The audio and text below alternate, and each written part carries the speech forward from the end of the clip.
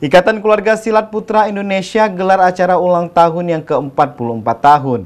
Dalam acara tersebut mempertunjukkan seni bela diri, pencak silat, kerah sakti.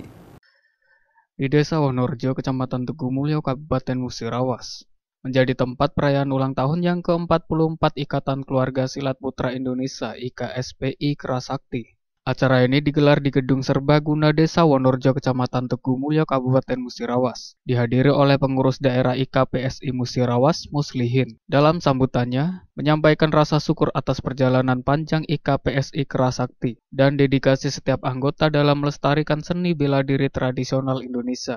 Acara ini dihadiri oleh seluruh anggota IKPSI dari Musirawas, Musirawas Utara, dan Lubuk Linggau, menciptakan suasana keakraban dan kebersamaan di antara para pencak silat. Peserta yang hadir tampak begitu antusias menyaksikan pertunjukan seni pencak silat yang ditampilkan oleh para anggota IKPSI. Dengan gerakan yang anggun dan penuh makna, mereka mempersembahkan keindahan seni bela diri yang telah menjadi warisan budaya Indonesia. Ulang tahun yang ke-44 IKPSI Kerah Sakti di Desa Wonorejo bukan hanya sekedar perayaan, tetapi juga simbol keberlanjutan, semangat mempertahankan dan mengembangkan seni pencaksilat sebagai bagian tak terpisahkan dari identitas budaya Indonesia.